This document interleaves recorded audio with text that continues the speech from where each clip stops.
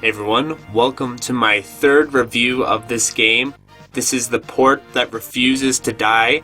So City Connection have now ported the previous port of Strikers 1945 by Zero Div.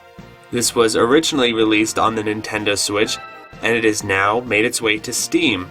And of course I was planning on just sort of ignoring this release because I've talked about it and argued about it and had enough controversy around it for a lifetime.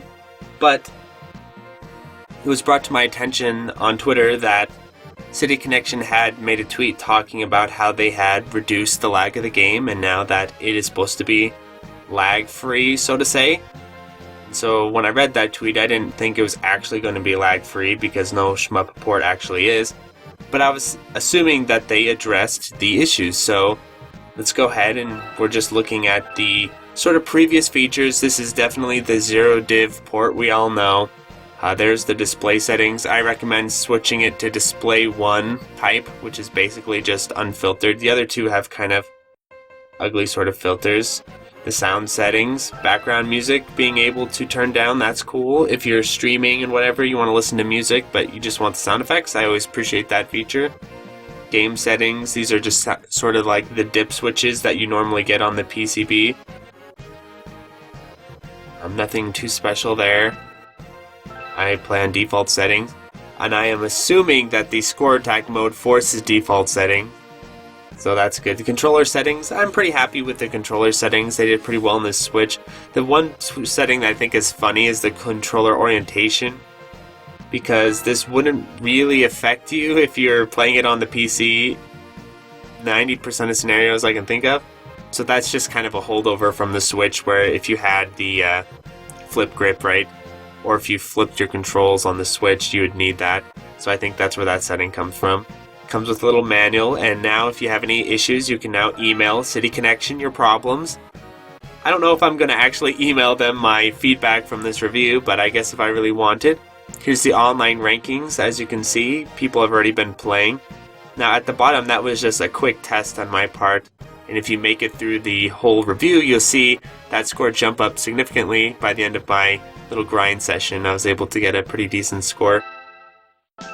But no replays at all, just sort of online rankings. I am very doubtful there's any sort of anti-cheating measures in place, but something's better than nothing. So we're just going to switch in, since I didn't want to make this video overly long, we'll just switch into the main part of my replay. And so let's just get to the meat of this question, which is how many frames of lag does this thing now have? So here's my setup. So we're on frame 1, frame 2, nothing happening, frame 3, nothing happening, frame 4, the ship moved.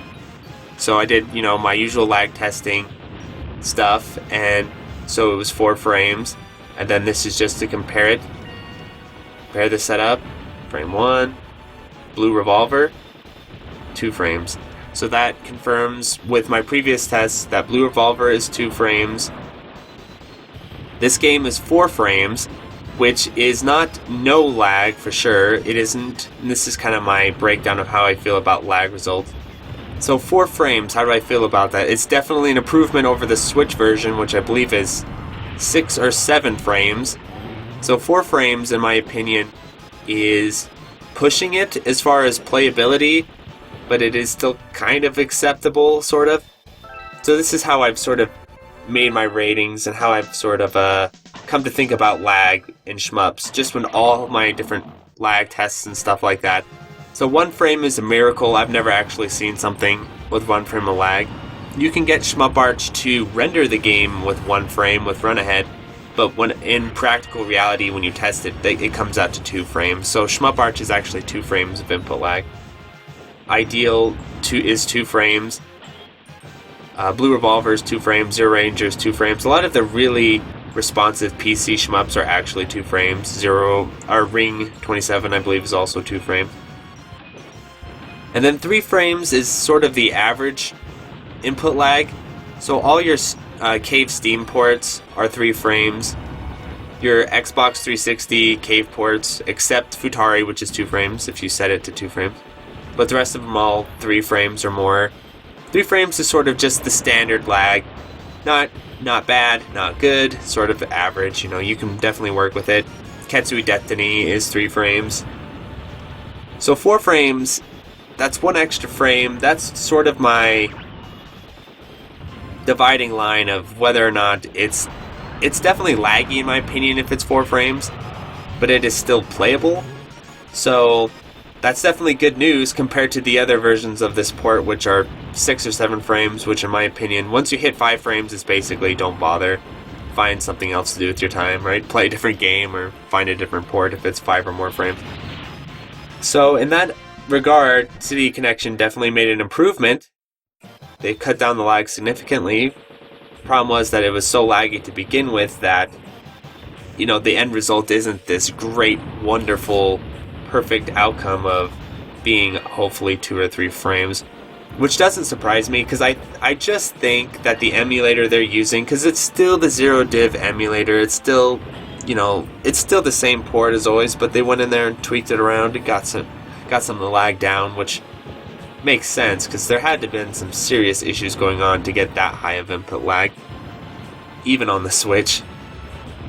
So, in that regard, I am happy to report, I guess, that it's 4 frames. It's not ideal, but it's not broken either, so make of that what you will. These are sort of my thoughts as far as how I feel about the lag. Like I said, 4 frames is really pushing it for me, but it's still playable. Anything above that, though, I think is absolutely not. And so you're going to want to be very sure you're optimizing your setup for this, right? Don't be using anything laggy at all, right? Turn your VSync off. If you have G-Sync, turn on G-Sync. These were all measured on Windows 7, by the way, and then this gameplay is from Windows 10. And I can confirm, I guess, that if you're playing with G-Sync on Windows 10, it's the same as playing it with VSync off on Windows 7. It's hard to tell if this game has a true exclusive full screen mode or not. I honestly am not sure. It must. I think it does. So I think it doesn't have any issues on Windows 10 because of that, but I'm not 100% sure, because I did the input lag tests on Windows 7 just for absolute best possible scenario, right? To give it the best chance, so that there weren't extra factors like Windows 10 coming into play and stuff like that. And I didn't want to test it on my G-Sync setup, since I'm probably one of the few shmup players who has G-Sync. It's not very common, so I wanted to try and do common settings that most people would use. So Windows 7, VSync off, sort of the standard stuff. So as far as the game itself, I mean, like I said, I've reviewed this port. This is my 3rd time reviewing it, so I don't have a whole lot extra to say, except now I feel like I can actually sort of play the port and actually review the gameplay a little bit. So I had a lot of fun grinding out some ranking sessions. I'm playing my ship Shinden. I noticed many of the higher scores were achieved with Spitfire. And the sad thing is I grinded out this Shinden score for about an hour and a half. And then the very next run I just switched to Spitfire and beat this score. So yeah, Shinden's a cool ship, but I think Spitfire is just straight up better than it, to be honest. That's kind of an unfortunate death, but I was out of bombs.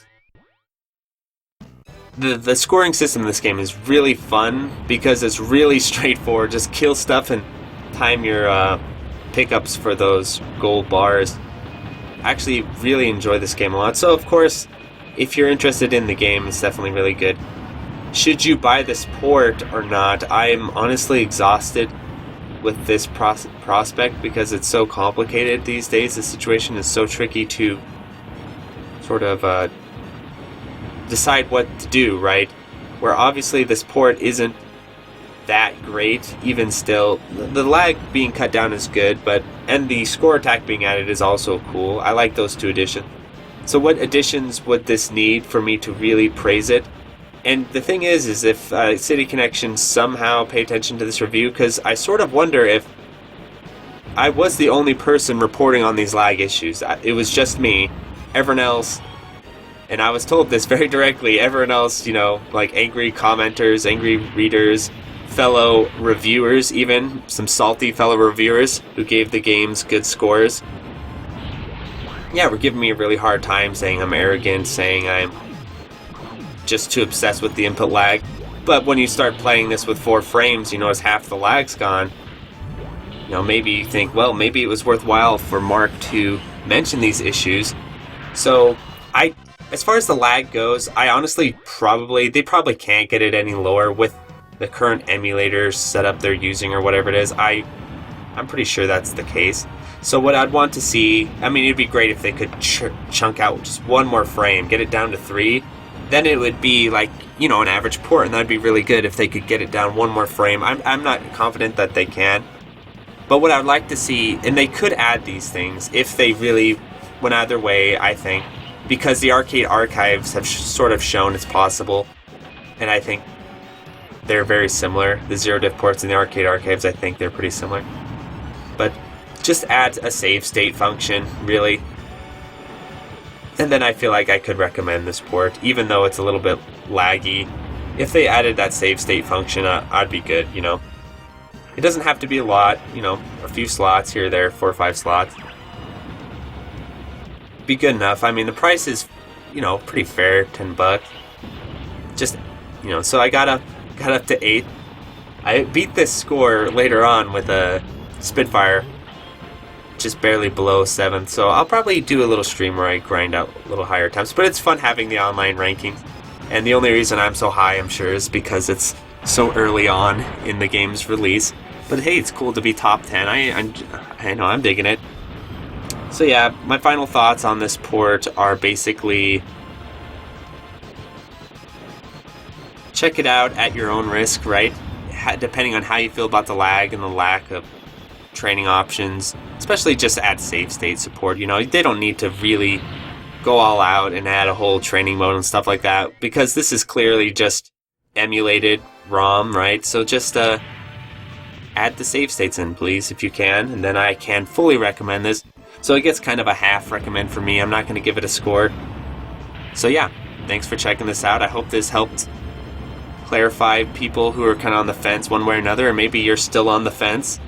And before I go, let me thank my patrons: Dingo, Anthony A, Ben Wynn, Brian Shiver, Deps 20XX, Dunpeel 2064, EC 2151, Full Set, Retro Schmupper, Gus, Kiwi, Jake Ryan, Joe Angelo, John, Gameboy Guru, Kay, Quentin, Malaise, Mark Sloan, Maz, Meher Kalendrian, Nathaniel Davis, and Electron, Neon Daggers, Okla Kugels, Omcall, Parlar, Rhizosis, Sarah Thumbs, Scent Morap, Sugumo, Turopan, Young Money Sui, Plasmo, and Yuzakaya.